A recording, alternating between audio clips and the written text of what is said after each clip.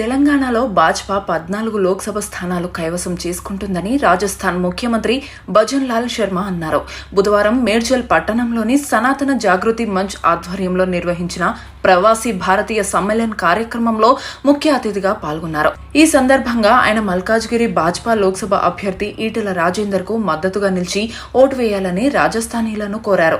అనంతరం రాజస్థాన్ కు చెందిన ఆయా సామాజిక వర్గాలకు చెందిన నాయకులు ముఖ్యమంత్రిని ఘనంగా సత్కరించారు. ఈ కార్యక్రమంలో మాజీ ఎమ్మెల్సీ రామచంద్రరావు, జిల్లా అధ్యక్షుడు విక్రమ్ రెడ్డి, సీనియర్ నాయకులు నందారెడ్డి తదితరులు పాల్గొన్నారు.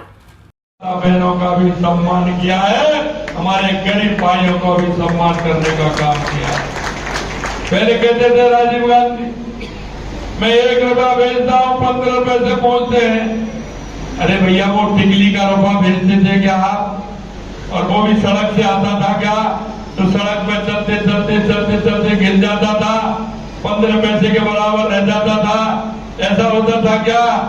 अरे मैं आपसे कहना चाहता हूँ, वो कटमनी थी, वो कटमनी काटते थे, भ्रष्टाचार करते थे, और हमारे माता बहनों को जो पैसा जाता था किसी भी योजना का वो रुक जाता था।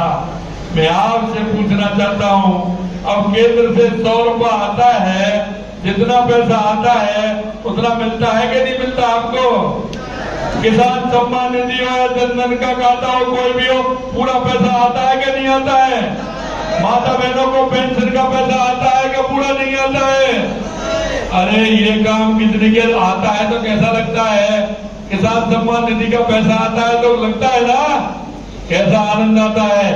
एक बार मैसेज टंग से बोलता है तो आदमी पहले उसको खोल के देखता है, किस्त आ गई मेरे किसान सम्मान निधि की, मेरी पेंशन आ गई, 1 पैसा करता है क्या?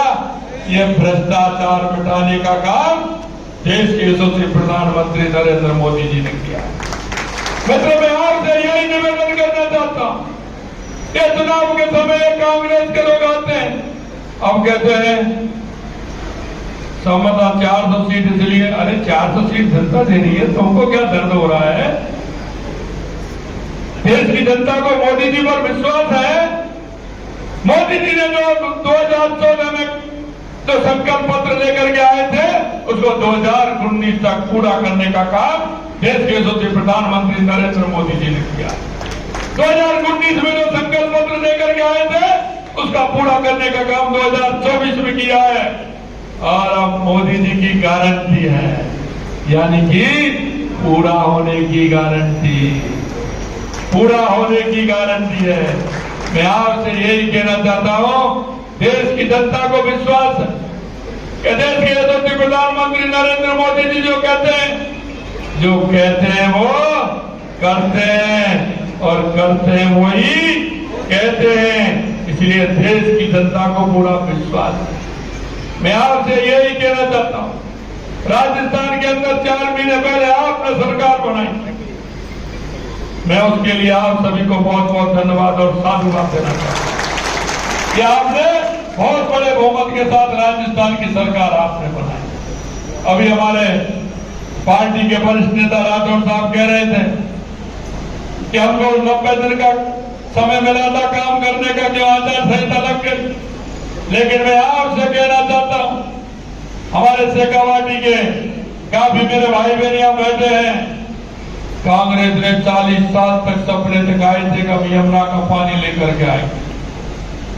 शेखावाटी चूरू सीकर झुंझुनू में सपने दिखाए थे, लेकिन 40 साल में एक नेता तो ऐसे थे, वो उद्घाटन जैसे ही चुनाव आया यमुना जल की बात करते थे और कहीं ना कहीं जाकर के फीता काट देते थे।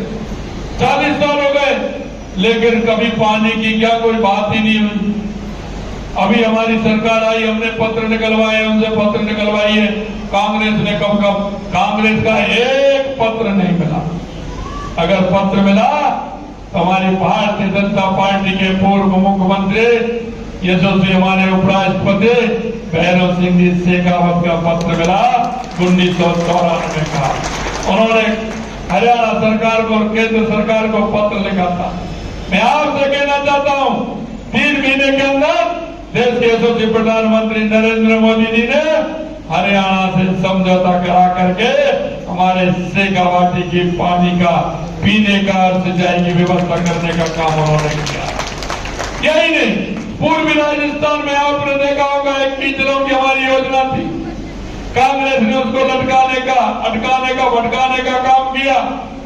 वो भी 21 जिलों की योजना देश के यशस्वी प्रधानमंत्री नरेंद्र मोदी जी ने राजस्थान के अंदर उसका भी समझौता करके 3 महीना के अंदर उसको भी समझौता करने का काम हमारे प्रधानमंत्री जी ने किया। मैं आपको यही विश्वास दिलाना चाहता हूं, आने वाले समय में तेलंगाना के अंदर मुझे साफ दिख रहा है हमारी लोकसभा, लेकिन मुझे ऐसा नहीं लग रहा है कि मैं राजस्थान से 1500 और 2000 किलोमीटर पर बैठा हूं। मैं जब आपसे मिलता हूं, हैदराबाद जब मैं आया हूं, तो मेरे को ऐसा लगता है कि मैं मेरे राजस्थान के लोगों के बीच में ही बैठा हूं। यह मुझे अनुभूति होती है, क्योंकि मैं जब पूछता हूं तो मेरे भाई कहते हैं कि मैं झुंझुनू का हूं, मैं चूरू का हूं, मैं सीकर का हूं, मैं साचौर का हूं, मैं जोधपुर का हूं, मैं सुरोई का हूं, मैं पाली का हूं, मैं अजमेर का हूं, मैं जयपुर का हूं। मेरे भाई और बहनों, इतनी बड़ी संख्या में हमारी माता बहनें आई हैं। मैं सिर्फ आपसे इतना निवेदन करना चाहता हूं कि हे मेरे मुल्क के मालिक, आप अपनी मेहनत से, अपनी परिश्रम से, आपने कहीं भी जाए, आपने अपना स्थान बनाया है, अपने स्थान बनाया है। मुझे विश्वास है कि जो हमारे उत्तर भारत के जितने भी लोग हैं, चाहे हमारा राजस्थान हो, चाहे गुजरात हो, हरियाणा हो, उत्तर प्रदेश हो, मध्य प्रदेश हो, मुझे पता है यहाँ आकर के भी आपने, मैंने सुना है, आप समाज सेवा में और सामाजिक सरोकारों में बढ़ चढ़ के हिस्सा लेते हैं, बढ़ चढ़ के हिस्सा लेते हैं। चाहे हमारी गौशालाएं हो, चाहे हमारे शमशान हो, चाहे ब्लड डोनेशन के हमारे कार्यक्रम होते हो, चाहे हमारे सामाजिक क्षेत्र के गरीब परिवार की बेटियों की शादियों के कार्यक्रम होते हो, या हमारा रामनवमी का त्योहार हो, या हमारा हनुमान जयंती का त्योहार हो, उन सब में आप बढ़ चढ़ के हिस्सा लेकर के हमारे सनातन संस्कृति को मजबूत करने का काम करते हो। मुझे पता है अब राष्ट्रीय भावना से ओतप्रोत है, राष्ट्र के कल्याण के लिए आप काम करते हैं, राष्ट्र के कल्याण के हर कार्यक्रम में अपनी आप सहभागिता निभाते हैं। मित्रों, मैं आपसे इतना ही निवेदन करने के लिए आपके बीच में आया हूं, और मैं आपसे निवेदन यह करना चाहता हूं कि 2014 के बाद आपने देश में परिवर्तन कितना देखा है, कितना परिवर्तन हुआ है, मैं आपसे पूछना चाहता हूं। 2014 के बाद आपने देश में परिवर्तन देखा है क्या? अरे परिवर्तन देखा है क्या? तो हाथ खड़े करिए, परिवर्तन देखा है ना? मैं आपसे यही कहना चाहता हूं मेरे भाई और बहनों, क्योंकि 2014 से पहले भी आपने देखा होगा इस देश के अंदर जिस तरह से तुष्टीकरण के आधार पर राजनीति चलती थी, इस देश में भ्रष्टाचार की नई इबादतें लिखी जाती थी। लगातार जिस तरह से भ्रष्टाचार होते थे, और भ्रष्टाचार भी ऐसे नहीं होते थे, एक भ्रष्टाचार होता था उससे कई गुना दूसरा भ्रष्टाचार उजागर होता था। लगातार भ्रष्टाचार होते थे, अरे ऐसे भ्रष्टाचार होते थे कि जमीन पर भी भ्रष्टाचार होता था, पाताल में भी, कोयले में भ्रष्टाचार होता था और आसमान में भी भ्रष्टाचार होता था। भ्रष्टाचार होता था। लोग उस भ्रष्टाचार से परेशान थे, लोग आतंकवाद से परेशान थे। देश के अंदर किस तरह का आतंकवाद होता था, आए दिन कई भीड़ वाले इलाके में बम फूटता था, कहीं किसी रेलवे स्टेशन पर बम फूटता था, बस स्टैंड के अंदर बम फूटता था। आए दिन चेतावनी आती थी, किसी लावारिस वस्तुओं को नहीं छुए, पता नहीं उसमें क्या होगा। लोग सहमे रहते थे, हर जगह लोग सहमे और डर का माहौल पैदा होता था। मैं आपको इसलिए याद दिलाना चाहता हूं, ये जो लोग हैं टुकड़े टुकड़े गैंग हैं, ये देख रहे हो ना आप, पाकिस्तान आजकल हमारे राहुल बाबा की बड़ी तारीफ कर रहा है। आपने देखा होगा कि पाकिस्तान से क्या कनेक्शन है, क्योंकि जिनका टुकड़े टुकड़े गैंग से कनेक्शन है, उनका कनेक्शन कहीं भी हो सकता है। पाकिस्तान के अंदर कितना बड़ा कि राहुल गांधी को प्रधानमंत्री, और राहुल गांधी को प्रधानमंत्री देखना चाहते हैं।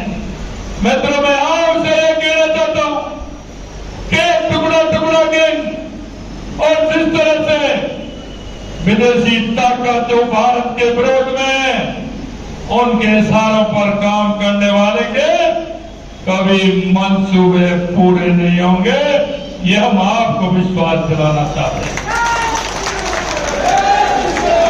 मैं आपसे कहना चाहता हूं, हमारी गरीब कल्याण की योजनाएं, कांग्रेस ने हमेशा गरीबी हटाओ का नारा दिया था। अरे कितना दोगे मेरे भाई? राहुल जी, आप भी अब गरीबी हटाने का नारा दे रहे हो, कितना दोगे? आपकी नानी जी है, दादी जी, उन्होंने भी दिया, आपके पिताजी ने भी दिया, बीच में मनमोहन सिंह जी भी दे के चले गए, सोनिया गांधी जी भी दे रही हैं, अब ये दोनों भाई बहन भी गरीबी हटाओ का नारा दे रहे हैं। अरे आप गरीबी हटाओ का नारा किस मुंह से देना चाहते हैं? मैं आपसे कहना चाहता हूं मेरे भाई और बहनों, इनका घोषणा पत्र उठा लीजिए।